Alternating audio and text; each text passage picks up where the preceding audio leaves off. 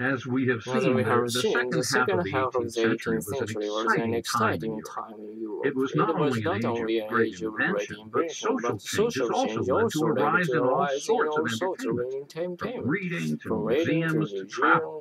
And finding himself in the middle of this excitement was an accomplished French painter named Philippe Jacques de Loutherbourg.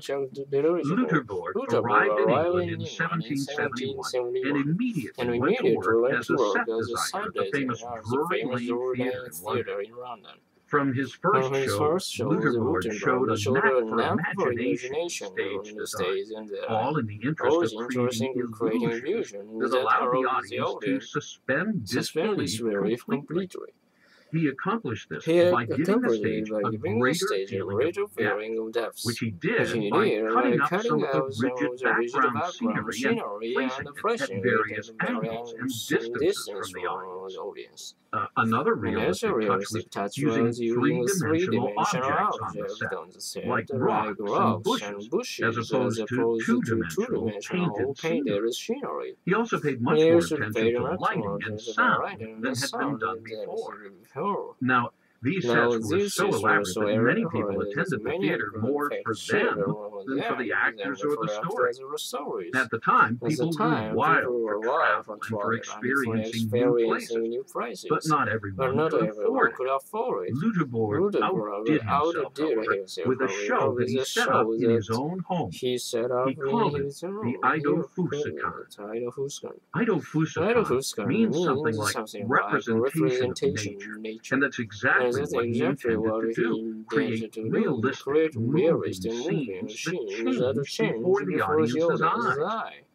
In this, he synthesized all his tricks from Drury Lane, mechanical motion, sound, light, other special effects to create, if you will, an early multimedia production. The Idolfußkan was Loutherbourg's attempt to release painting from the constraints of the picture frame. After all, even the most action-filled, exciting painting can represent only one moment in time, and any illusion of movement is gone after the first glance. But Loutherbourg, like other contemporary painters, wanted to add the dimension of time to his paintings. You know, the popular thinking is that Loutherbourg was influenced by landscape painting.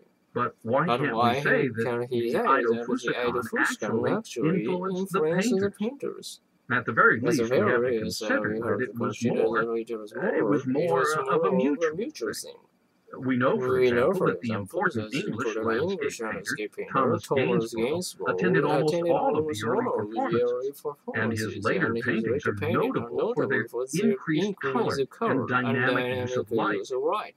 Loutherbourg's influence on the theater, though, he was incredibly influential. The way he brought together design, lighting, and sound as a unified feature of the stage can easily be seen in English theater's subsequent emphasis on lighting and motion. Now, the Idolfußkan stage was actually a box a few meters wide, a couple meters tall, and a couple meters deep. That is, the action took place within this box. This was much smaller, of course, than the usual stage, but it also allowed Loutherbourg to concentrate the lighting to better effect. Also, the audience was in the dark, which wouldn't be a common feature of the theater until 100 years later. The show consisted of a series of scenes. For example, a view of London from sunrise that changes as the day moves on. Mechanical figures, such as cattle, moved across the sea, and ships sailed along the river. But what really got people was the attention to detail, much like his work at Drury Lane. So, for example, he painted very realistic ships and varied their size depending on their distance from the audience. Small boats moved more quickly across the foreground than larger ones did that were closer to the horizon. Other effects, like waves, were also very convincing. They reflected sunlight or moonlight, depending on the time of day or night. Even the colors changed as they moved in nature.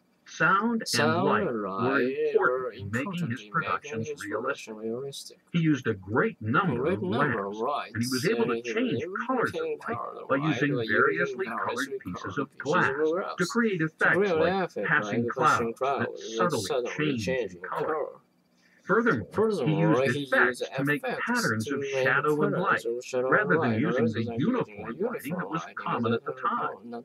And many of the sound effects he pioneered are still in use today, like creating thunder by pulling on one of the corners of a thin copper sheet. One of his most popular scenes was of a storm. And there's a story that on one occasion, an actual storm passed overhead during the show. And some people went outside and they claimed Luderborg's thunder was actually better than the real thunder. It's effects. In Alaska,